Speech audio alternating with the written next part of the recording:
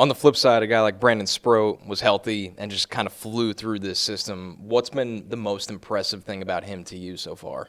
Yeah, obviously it's real stuff, but he's worked incredibly hard to fortify himself from a mental skills perspective, and you need that under the bright lights of the big leagues. And so when a guy flies through the system the way he did last year, you actually want to get him to a point where they find some real challenge. I think his last outing in Double-A, he punched the world. It might have been like 12 straight guys or something insane. Exactly. Yeah.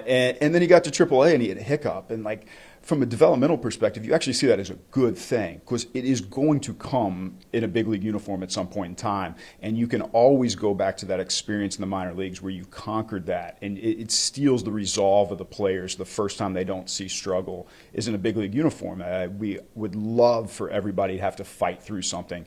And to see the way he's come into camp this year, it's exciting to have watched him go through that first taste of struggle.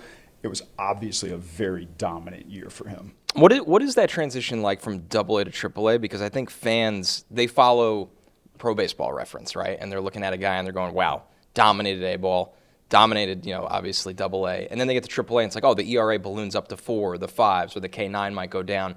But obviously you guys are evaluating traits, tools, work ethic, and growth. So like, what is it from like that you could tell to the outsiders that transition is such a big jump? It is a big jump. And just step back from the baseball part of it for a second.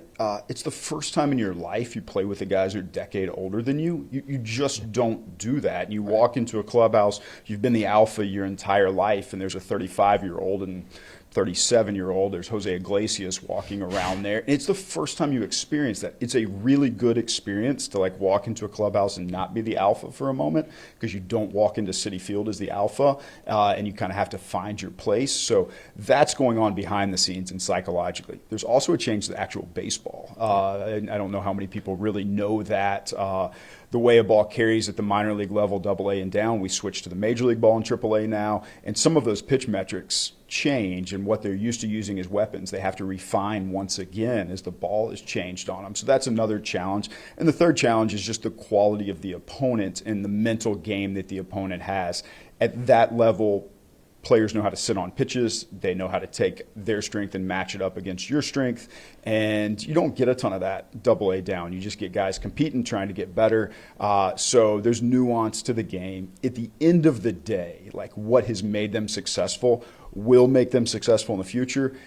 What makes people successful is adaptability, though. Reading the circumstance, adjusting. I think Brandon did that well last year. And like we said, we don't look at a struggle in a temporary sense as a bad thing. We look at it as a great developmental opportunity.